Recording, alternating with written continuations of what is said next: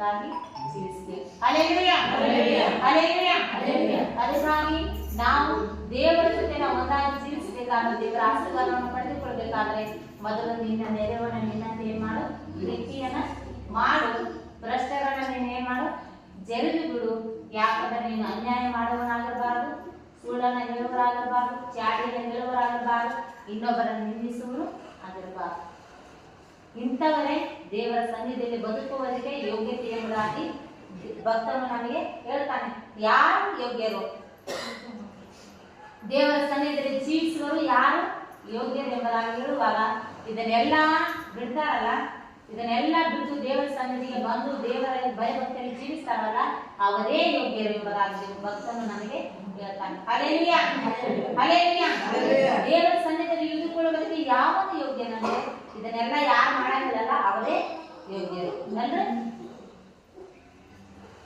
ಇದಕ್ಕೆ ಯಾರು ಮಾನ್ಯತೆಯನ್ನು ಕೊಡುವುದಿಲ್ಲ, ದೇವರಿಗೆ ಮಾನ್ಯತೆಯನ್ನು ಕೊಟ್ಟು ಜೀವಿಸ್ತಾರಲ್ಲ ಅವರೇ ಯೋಗ್ಯರು. Hallelujah, hallelujah. ಅದಕ್ಕಾಗಿ ನಾವೇನ್ ಮಾಡೋಣ, ದೇವರ ವಾಕ್ಯ ನಮ್ಗೆ ಏನ್ ಕಲಿಸ್ತದಲ್ಲ ಅದನ್ನ ಕಲಿಯೋಣ. ದೇವರ ವಾಕ್ಯ ನಮ್ಗೆ ಏನ್ ಹೇಳ್ತದಲ್ಲ ಅದರಂತೆ ನಾವು ನಡುವುದಕ್ಕೆ ಏನ್ ಮಾಡೋಣ, ಪ್ರಯಾಸ ಕೊಡೋಣ. ಯಾಕಂದ್ರೆ ನಮ್ಮ ಜೊತೆ ಅವ್ರು ಮಾತ್ಬಿಟ್ರು ನಾವು ಒಳ್ಳೆ ಅವ್ರು ಮಾತಾಡ್ಸಿದ್ರೆ ನಮ್ಗೆ ಏನ್ ಖರ್ಚಾಕತ್ರಿ?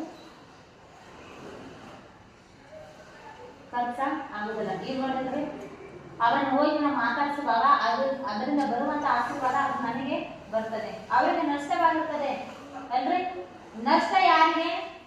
ಹಗೆತನ ಇಟ್ಟುಕೊಂಡು ಯಾರು ಅವ್ರ ಜೊತೆ ವಿರೋಧವಾಗಿ ನಡೀತಾರಲ್ಲ ಅವ್ರಿಗೆ ನಷ್ಟ. ಪ್ರೀತಿಯಿಂದ ನಾವು ಮಾತಾಡಿಸಿ ಅವ್ರ ಜೊತೆ ನಾವು ಒಂದಾಗ್ತವಲ್ಲ ಅದು ನಮಗೆ ಆಶೀರ್ವಾದ ಆಗಿರ್ತದೆ. Hallelujah, hallelujah. ಅದಕ್ಕಾಗಿ ನಮ್ಮಲ್ಲಿರುವಂತಹ ಹಗೆತನ, ನಮ್ಮಲ್ಲಿರುವಂತಹ ಎಲ್ಲ ಬೇಡವಾದ ಕಾರ್ಯಗಳನ್ನ ಬಿಟ್ಟು ದೇವರ ಸನ್ನಿಧಿಗೆ ಒಂದಾಗಿ ಜೀವಿಸುವುದನ್ನ ಕಲಿಯೋಣ. ದೇವರ ಭಯಭಕ್ತಿಗೆ ನಾವೇನ್ ಮಾಡೋಣ, ಜೀವಿಸೋಣ. ಈ ಕೆಟ್ಟ ಲೋಕದಲ್ಲಿ ನಾವು ಇರುವಾಗ ನಮ್ಮಲ್ಲಿ ಕೂಡ ಆ ಕೆಟ್ಟತನ ಬರದಂತೆ ನಾವೇನ್ ಮಾಡೋಣ, ನಮ್ಮ ಆತ್ಮವನ್ನ ಏನ್ ಮಾಡೋಣ, ಕಾಪಾಡಿಕೊಳ್ಳೋಣ. ದೇವರು ಈ ವಾಕ್ಯಗಳನ್ನ ಆಶೀರ್ವಾದ ಮಾಡಿ ಮುಂದಿನ ಸಮಯವನ್ನ ನಾವೇನ್ ಮಾಡೋಣ, ಸೇವಕರಿಗೆ ಕೊಡೋಣ. ದೇವರು ನಮ್ಮಿಂದ ಏನಾದರೂ ತಪ್ಪಾದ್ರೆ ನೀವೇನ್ ಮಾಡ್ಬೇಕು, ಕ್ಷಮಿಸ್ಬೇಕು. Hallelujah, hallelujah, hallelujah. ದೇವರ ವಾಕ್ಯಗಳನ್ನ ಆಶೀರ್ವಾದ ಮಾಡಿ ಮುಂದಿನ ಸಮಯವನ್ನ ದೇವರಿಗೆ ಕೊಡೋಣ. ಕರ್ತನ ಪರಿಶುದ್ಧವಾದ ನಮಗೆ ಸ್ತೋತ್ರ. ಈ ಸಮಯದಲ್ಲಿ ನಾವು ಆರಾಧನೆಯನ್ನು ಮಾಡಿಕೊಳ್ಳಲು ಹೋಗೋಣ, ಯಾಕಂದ್ರೆ ನಮಗೆ ಸಮಯ ಆಗಿದೆ.